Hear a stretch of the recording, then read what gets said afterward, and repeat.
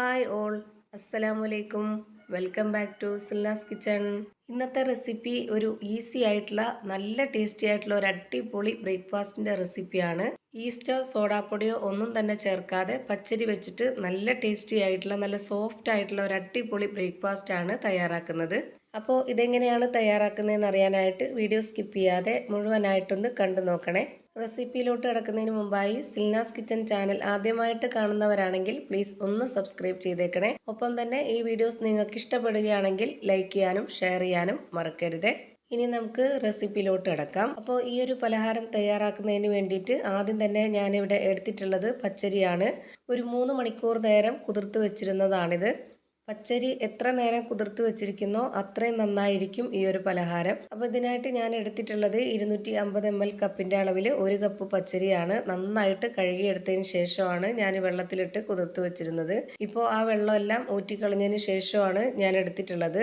ഞാനിപ്പോൾ ഈ ഒരു പച്ചരിയുടെ കണക്കനുസരിച്ചാണ് ബാക്കിയുള്ള എല്ലാ ഇൻഗ്രീഡിയൻസിൻ്റെ അളവും ഇതിലേക്ക് എടുക്കുന്നത്. എത്രയാണോ നമ്മൾ പച്ചരി എടുക്കുന്നത് അതിനനുസരിച്ച് കൂട്ടിയും കുറച്ചൊക്കെ എടുക്കേണ്ടി വരും ബാക്കിയുള്ള ഇൻഗ്രീഡിയൻസിൻ്റെ അളവും. ഇനി ഇത് നന്നായിട്ടൊന്ന് അരച്ചെടുക്കണം. അപ്പോൾ അതിനായിട്ട് ഞാനൊരു മിക്സിയുടെ ജാർ എടുത്തിട്ടുണ്ട്. അതിലേക്ക് ഈ ഒരു പച്ചരി മുഴുവനായിട്ടും ഇട്ട് കൊടുക്കാം. കുതിർത്ത് വെച്ചിരുന്ന ആ ഒരു വെള്ളത്തോടു കൂടി തന്നെ ഇട്ട് നമുക്ക് അരച്ചെടുക്കാവുന്നതാണ്. ഞാനിപ്പോൾ ഈ ഒരു വെള്ളത്തിൻ്റെ കണക്ക് കാണിക്കാൻ വേണ്ടിയിട്ട് മാത്രമാണ് ആ വെള്ളം കളഞ്ഞിട്ടുള്ളത്.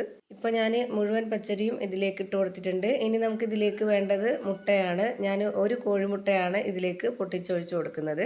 1 കപ്പ് പച്ചരി ആയതുകൊണ്ടാണ് 1 കോഴിമുട്ട ചേർത്ത് കൊടുത്തിട്ടുള്ളത്. 2 കപ്പ് പച്ചരിയാണെന്നുണ്ടെങ്കിൽ 2 കോഴിമുട്ട ചേർത്ത് കൊടുക്കേണ്ടി വരും. ആ ഒരു കണക്കനുസരിച്ചാണ് ഇത് ചെയ്തെടുക്കേണ്ടത്. ഇനി ഇതിലേക്ക് വേണ്ടത് ചോറാണ്. ഞാനിവിടെ 1/2 കപ്പ് അളവിലാണ് ചോറിട്ട് കൊടുക്കുന്നത്. ഏത് അരിയുടെ ചോറായിരുന്നാലും കുഴപ്പമൊന്നുമില്ല. ഇനി അടുത്തതായിട്ട് ഇത് അരച്ചെടുക്കാൻ വേണ്ടി വെള്ളം ഒഴിച്ചു കൊടുക്കാം. ഞാനിപ്പോൾ ഇവിടെ ഒഴിച്ചു കൊടുക്കുന്നത് 1/2 കപ്പ് അളവിൽ തന്നെ 1 കപ്പ് വെള്ളമാണ്. ഈ ഒരു മാവ് റെഡിയാക്കി എടുക്കേണ്ടത് നല്ല ലൂസായിട്ടല്ല. അപ്പം അതുകൊണ്ട് തന്നെ ഈ വെള്ളം തന്നെ മതിയാവും. ഇനി ഞാനിതൊന്ന് നല്ല പോലെ അരച്ചെടുക്കുന്നുണ്ട്. അപ്പം നന്നായി അരച്ചെടുത്തിട്ടുള്ള ആ ഒരു മിക്സ് ഞാനിവിടെ ഒരു പാത്രത്തിലേക്ക് ഒഴിച്ചു കൊടുക്കുന്നുണ്ട്. ഇത് കാണുമ്പോൾ തന്നെ നിങ്ങൾക്ക് അറിയാൻ പറ്റുന്നുണ്ടാവും ഇതിൻ്റെ കറക്റ്റ് ആയിട്ടുള്ള പരുവം. ഇതിലേക്ക് ഇനി സോഡാപ്പൊടിയോ ഈസ്റ്റോ ഒന്നും തന്നെ ചേർത്ത് കൊടുക്കുന്നില്ല. ആവശ്യത്തിനുള്ള ഉപ്പിട്ട് കൊടുത്തതിന് ശേഷം നല്ല പോലെ ഇതൊന്ന് ഇളക്കി യോജിപ്പിച്ചെടുക്കുന്നുണ്ട്. ഈ ഒരു പച്ചരിയുടെ കൂടെ മുട്ടയും ചോറും ചേർത്തത് കൊണ്ട് തന്നെ നല്ല സോഫ്റ്റ് ആയിട്ടാണ് ഈ പലഹാരം റെഡിയായി കിട്ടുക. ഇപ്പം ഞാനിതാ ഇത് നന്നായിട്ട് ഇളക്കി കൊടുത്തിട്ടുണ്ട്. ഇനിയിപ്പോൾ ഞാൻ കാണിച്ചു തരാം ഒന്നുകൂടി ഇതിൻ്റെ കറക്റ്റ് ആയിട്ടുള്ള പരുവം. ഒരുപാടങ്ങ് ലൂസും ആവണ്ട, എന്നാൽ നല്ല കട്ടിയും ആവണ്ട. ഇതാണ് കറക്റ്റ് പരുവം. ഇനി ഞാനിത് ചുട്ടെടുക്കാനായിട്ട് അപ്പം ചുടുന്ന പാനാണ് സ്റ്റൗവിലേക്ക് വെച്ച് ഫ്ലെയിം ഓൺ ആക്കി കൊടുത്തിട്ടുള്ളത്. ഈ ഒരു പാൻ നല്ലപോലെ ചൂടായി വന്നതിന് ശേഷം ലോ ഫ്ലെയിമിൽ ഇട്ടിട്ട് വേണം ഇതിലേക്ക് മാവ് ഒഴിച്ചു കൊടുക്കാനായിട്ട്.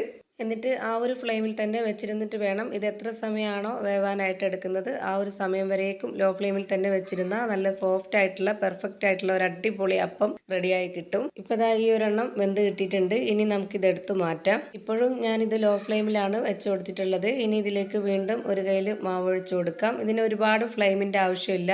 ലോ ഫ്ലെയിമിൽ തന്നെ വെച്ചിരുന്നാലാണ് നല്ല സോഫ്റ്റ് ആയിട്ട് കിട്ടുള്ളൂ. ഈ ഒരു പാനിൽ തന്നെ ഇത് ചുട്ടെടുക്കണമെന്ന് ഒരു നിർബന്ധമില്ല.